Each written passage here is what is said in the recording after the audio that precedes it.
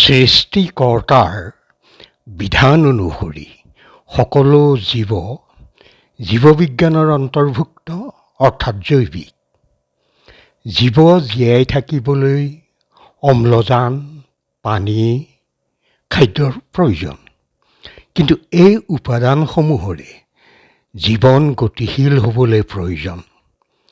সৃষ্টিকৰ্তাই সেয়েহে জীৱক এই উপাদানসমূহ প্ৰদান কৰিছে।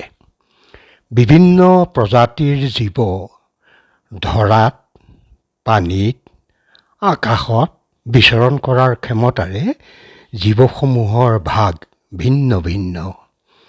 সৃষ্টিকৰ্তাই নিজা এক পদ্ধতিৰে প্ৰতি জীৱৰ আৰম্ভণি কৰিছে। হয়তো নতুন নতুন জীৱও সৃষ্টি হৈছে।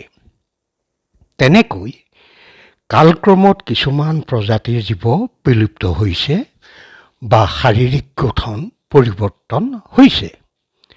কিন্তু আজি আমি আলোচনা কৰিব বিচৰা বিষয়টো হ'ল জীৱৰ পৰিক্ৰমাৰ অব্যাহত থকাৰ সংখ্যা সৃষ্টি হোৱাৰ সৃষ্টিকৰ্তাৰ কৌশল।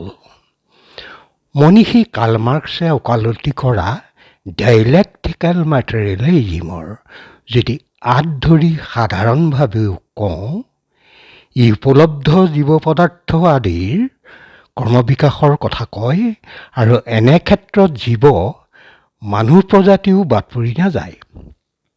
কথা হ'ল, ক্ৰমবিকাশৰ সূত্ৰ মানি লৈ যদি চাওঁ, জীৱৰ গতিশীলতা বা পৰিক্ৰমাৰ সৃষ্টিকৰ্তাৰ যি সূত্ৰ, এই জীৱ সৃষ্টি আৰম্ভণিৰ পৰাই আজি পৰ্যন্ত একেই নে সৃষ্টিকৰ্তাৰ পূৰ্বৰ কৌশলৰ পৰিৱৰ্তন ঘটি আহিছে?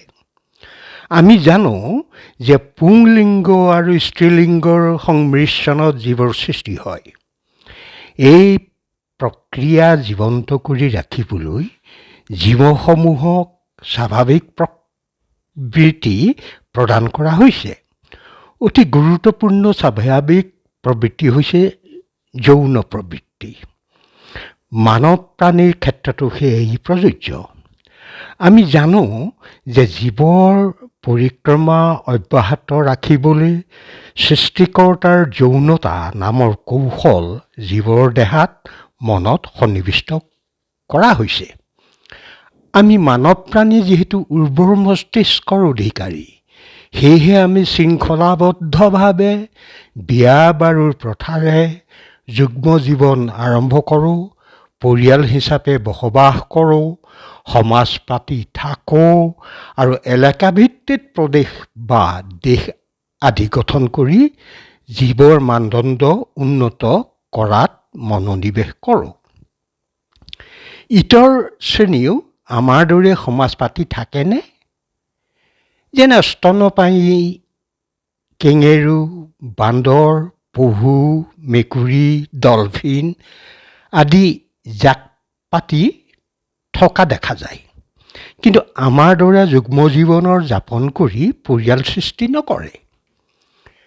স্বাভাৱিক প্ৰবৃত্তি যৌনতা সকলো প্ৰাণীৰে আছে। সামান্য যৌন কাৰ্যৰ উপৰি কিছু প্ৰাণীৰ যৌন বিষয়ৰ সংঘৰ্ষ হয় বা ধৰ্ষণ হয়।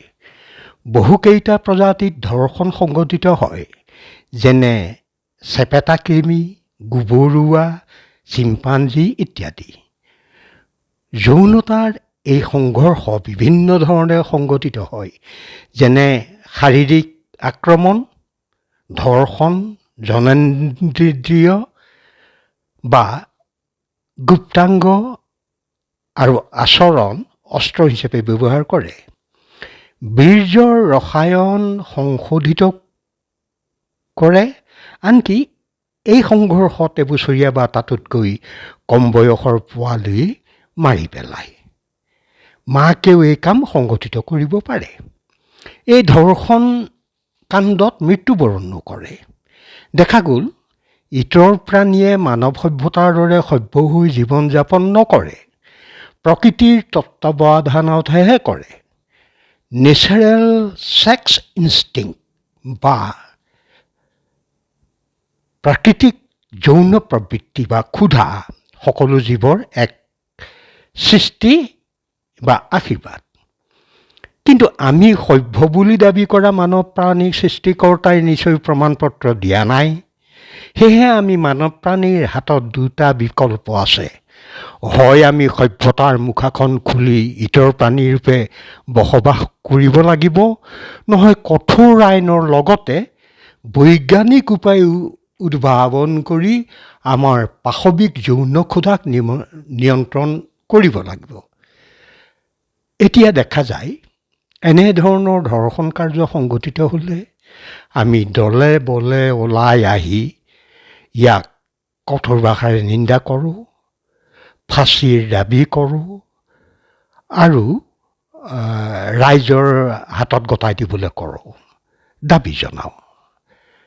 এই কাৰ্য চলি আছে, চলি থাকিব আৰু কঠোৰ আইন প্ৰৱৰ্তন কৰিলেও ই হয়তো সংখ্যাত কমিব পাৰে, কিন্তু এই কাৰ্য অব্যাহত থাকিব।